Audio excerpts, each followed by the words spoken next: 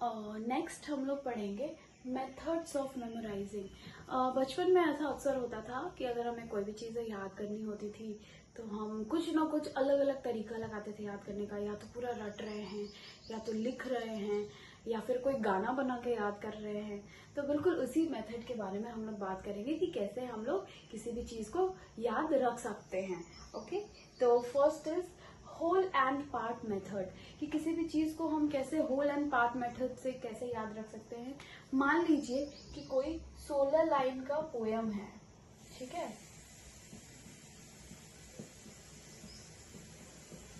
ठीक है, या तो हम उसको पूरा ही एक बार में पूरा पोयम पूरे 16 के 16 लाइन को हम याद कर लें, ठीक है।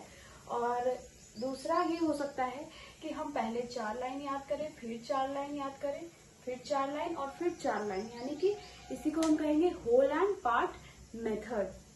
तो होल एंड पार्ट मेथड ये है कि या तो हम एक बार में पूरा याद कर लें, या तो हम एक बार में छोटा छोटा छोटा छोटा करके याद करें। हाँ, बट ये चीजें हो सकती है कि अगर हम एक बार में पूरा याद करते हैं तो अगर छोटा पोएम है तो हम एक बार में पूरा, सिर्फ 4 लाइन का पोएम है तो हम एक बार में पूरा याद कर सकते हैं। पर अगर उससे थोड़ा अगर बड़ा पोएम है तो उसको पार्ट वाइज करके याद करेंगे तो हमें चीज़ें ज़्यादा याद रहेगी। हमने देखा होल एंड पार्ट मेथड। अब हम लोग देखेंगे स्पेस एंड अनस्पेस्ड मेथड। तो स्पेस एंड अनस्पेस्ड मेथड का मतलब ये है कि जैसे कि अगर हम कोई भी चीज़ याद कर रहे हैं, जैसे कि मान लीजिए कि हमें कोई काम मिला है, पोएम है अगर 10 लाइन का, अगर हमें याद करना है तो हम ये कर सकते हैं कि थोड़ी देर पढ़ के, 1 घंटे पढ़ के हम 10 मिनट का ब्रेक लेके हम दोबारा से पढ़ेंगे। यानी कि हम क्या करेंगे, ब्रेक लेंगे, स्पेस लेंगे। एक होता है अनस्पेस्ड मेथड। कहने का मतलब है कि अब हम क्या करेंगे, कंटिन्यूअसली पढ़ते रहेंगे, जब तक हमें याद ना हो जाए तब तक हम उस काम को किए बिना हम नहीं उठेंगे।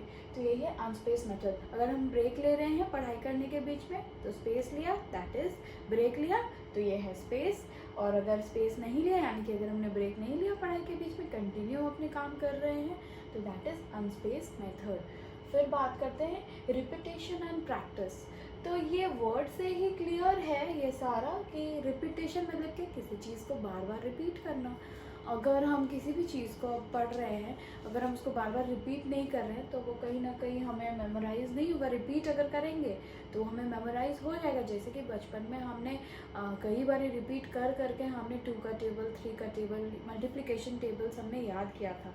तो वो कैसे याद होता है, रिपीट करके एंड देन प्रैक्टिस करना। किसी भी चीज़ को ये लॉ है कि अगर हम किसी चीज़ को अगर हम नहीं यूज़ करें, तो प्रैक्टिस नहीं करें, तो हम चीज़ों को भूल जाएंगे। जैसे कि हमने पहले भी पढ़ा था। अब जैसे कि काफ़ी लंबे समय तक क्या होता है कि मान लीजिए कि मैं मेहंदी लगाना जानती हूँ, अगर मैं बहुत लंबे टाइम से, अब अगर मैं 10 साल से नहीं लगा रही हूँ, मैं बचपन में लगाती थी, तो कहीं ना कहीं मेरा प्रैक्टिस की कमी की वजह से कुछ तो उसमें प्रॉब्लम दिखेगा। पहले मैं जितना अच्छा लगा पा रही थी, पर अब मैं क्योंकि प्रैक्टिस में नहीं थी तो मैं उतना अच्छा नहीं लगा पा रही हूँ। फिर जब मैं प्रैक्टिस में आ जाऊँगी तो मैं अच्छे से लगाने लग जाऊँगी। तो यही है repetition and practice. Next is making use of principle of association. इसका मतलब ये है कि किसी चीज़ से जब हम किसी चीज़ को एसोसिएट करके जब हम पढ़ते हैं तो हमें चीज़ें बहुत ज़्यादा और जल्दी याद रहती है और याद होती भी है। जैसे कि हमने बहुत चीज़ में हम लोग कोई ट्रिक्स से कुछ याद कर लेते हैं। जैसे कि कैंसर के जो सिम्टम्स हैं, हम उसको कैसे याद करते हैं, कॉशन नेम से उसका हम लोग उसका सिम्टम्स को याद करते हैं। Like changes in bowel syndrome, any changes in anything, ये सारे ऐसे करके उसके सिम्टम्स हैं। तो ऐसे करके हम जो है चीज़ों को एसोसिएट करके हम क्या करते हैं, याद करते हैं। जैसे कि ताजमहल से हम याद रखते हैं वाइट मार्बल, तो कहीं ना कहीं चीज़ों को एसोसिएट करके हम कुछ याद रखते हैं। तो वही क्या है, प्रिंसिपल ऑफ एसोसिएशन। अगर हम किसी भी चीज़ को किसी से कनेक्ट करके जोड़ के अगर हम याद रखने की कोशिश करें, वो चीज़ हमें जल्दी और ज़्यादा याद रहेगी। नेक्स्ट है हमारा ग्रुपिंग एंड रिदम। तो ग्रुपिंग एंड रिदम का मतलब ये है कि अगर हम किसी चीज़ को, जैसे कि कोई नंबर्स हैं, किसी का फ़ोन नंबर है,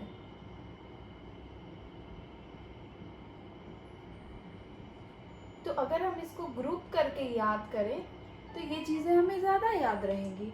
अगर हम इसको नॉर्मल ऐसे याद रखें तो उतना याद नहीं रहेगा, पर अगर हम ग्रुप कर दें तो ज़्यादा याद रहेगा। अब रिदम की बात करें तो किसी भी चीज़ में अगर हम किसी चीज़ को रिदम में कर देते हैं, लाइक गाना गा के याद करते हैं, तो हमें ज़्यादा याद आता है। फॉर एग्जाम्पल बचपन में हमने याद किया था कबीर के दोहे। तो कबीर के दोहे में क्या होता था कि हमें लाइक हम उसके एक पूरा टोन बना लेते थे, गाना बना लेते थे, तो हमें जल्दी याद होता था। तो यही है ग्रुपिंग एंड रिदम, कि किसी भी चीज़ को अगर ग्रुप करके याद कीजिए तो वो ज़्यादा अच्छे से याद है। जैसे कोई 16 लाइन का पोएम है, उसको ग्रुप कर दिया स्टैंजा वाइज, तो आपको ग्रुप करके जल्दी याद हो जाएगा। फिर अगर आप उसको रिदम बना के किसी चीज़ को याद करो, जैसे ABCD एक गाना है ना, वैसे करके याद करेंगे तो हमें जल्दी याद होगा। तो रिदम में भी अगर हम किसी चीज़ को गाना गा के याद रखने की कोशिश करें तो हमें जल्दी और ज़्यादा वो चीज़ें याद रहती है। नेक्स्ट मेथड है हमारा रेसिटेशन। रेसिटेशन क्या होता है, जब हम किसी भी चीज़ को पढ़ते हैं, फॉर एग्जांपल कोई चैप्टर है, हमने उसको पढ़ा, हमने हो सकता है उसको दोबारा भी पढ़ा, बट ऐसा करते हैं ना कि अगर हम उसको बिना देखे अगर हम रिकॉल करना चाहें कि हमने क्या क्या पढ़ा था माइंड में, तो कहीं ना कहीं हमें चीज़ें ज़्यादा याद रहती है। पर अगर हम बार बार कंटिन्यूसली अगर उसको हम बार बार देख रहे हैं, हाँ ये चीज़ें हैं, दोबारा हम उसी चैप्टर को देख कर पढ़ रहे हैं, तो शायद उतनी चीज़ें याद नहीं रही। बट अगर बिना देखे हम रिकॉल करें कि हमें क्या क्या चीज़ें थी, तो उससे क्या होगा, हमारा मेमोराइजेशन ज़्यादा स्ट्रॉन्ग होगा। तो ये था हमारा रेसिटेशन मेथड। नेक्स्ट है utilizing as many senses as possible. तो इसका मतलब ये है कि जितने भी पॉसिबल एड्स हैं, हमें वो सारे यूज़ करके हमें पढ़ाई करनी चाहिए। अब जैसे कि अगर आप लोग बायोलॉजी पढ़ रहे हैं और अगर मैं आपको उसमें कोई भी डायग्राम ना दिखाऊं कि भाई लीवर का फोटो कैसा होता है, लीवर ऐसा होता है, स्टोमक ऐसा होता है, या जैसा भी होता है, तो अगर आपको मैं फ़ोटो ना दिखाऊं तो क्या आप उस चीज़ को, आपका कॉन्सेप्ट क्लियर हो पाएगा? नहीं हो पाएगा।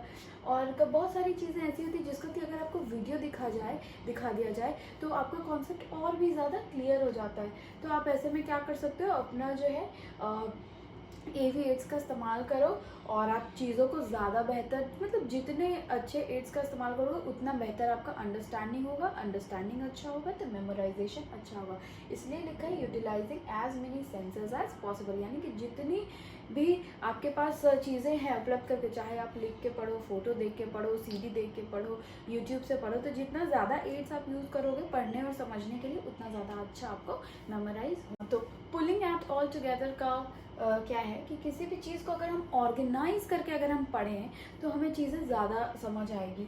अब जैसे कि आप पहले 8 का टेबल पढ़ने लगोगे, फिर आप 1 का और 2 का टेबल सीखोगे, तो कहीं ना कहीं लाइक ऑर्गेनाइज टाइम में अगर हम कुछ पढ़ते हैं, लाइक चैप्टर 1 पढ़ा, चैप्टर 2 पढ़ा, तो थोड़ा सही रहता है। तो उसी तरीके से है कि भाई कॉन्सेप्ट आपका जो है कहीं ना कहीं आपका क्लियर रहता है। फिर नेक्स्ट है आपका, कई बार चीज़ें ऐसी होती हैं कि जिसमें कि अगर आप अरेंज करके पढ़ो तो कॉन्सेप्ट ज़्यादा क्लियर होता है। बहुत बार ऐसा होता है कि अरेंज नहीं भी किया पढ़ा तो चलेगा, बट कई बार क्या होता है, बहुत सारे टॉपिक्स ऐसे होते हैं जिसको कि अरेंज और ऑर्गेनाइज करके पढ़ना ज़्यादा बेटर होता है। तो जितना ज़्यादा अरेंज और ऑर्गेनाइज रहेगा तो उतना अच्छा मेमोराइजेशन होगा। एक है फनल अप्रोच। हम सभी ने देखा फनल कैसे शेप का होता है, बिल्कुल ऐसे शेप का होता है। तो ये क्या है, इसका कहने का मतलब ये है कि हम किसी भी चीज़ को, अगर हम कुछ भी पढ़ रहे हैं, अगर हम उसके कॉन्सेप्ट को अगर हम पहले समझ लें कि वो कहना क्या चाह रहा है, फिर अगर हम उसके बारे में हम कुछ भी जानें तो हमें ज़्यादा अच्छा समझ आएगा। अब जैसे कि अगर हम किसी भी चीज़ का कॉन्सेप्ट कहने का मतलब है कि अगर हम किसी भी चीज़ को हम समझना चाह रहे हैं, जैसे कि आप अभी बायोलॉजी पढ़ रहे हो, तो आप उसमें क्या करते हो, पहले सेल को समझ लेते हो कि सेल क्या है, सेल में क्या क्या होता है, उसमें क्या काम होता है, फिर आप धीरे धीरे आप पढ़ते हो ना कि कैसे ऑर्गन्स बने। तो पहले आप की कॉन्सेप्ट को आप समझते हो, तभी तो आप उसके बारे में फर्दर चीज़ें आप पढ़ रहे हो, तो आपको ज़्यादा समझ आता है। तो यही है आपका funnel approach. Next is acronym. Acronym का क्या है, अब जैसे कि किसी भी चीज़ का हम लोग क्या करते हैं, कुछ उसका शॉर्ट बना लेते हैं। हम जैसे कि मुझे पता है कीबोर्ड, माउस, मॉनिटर,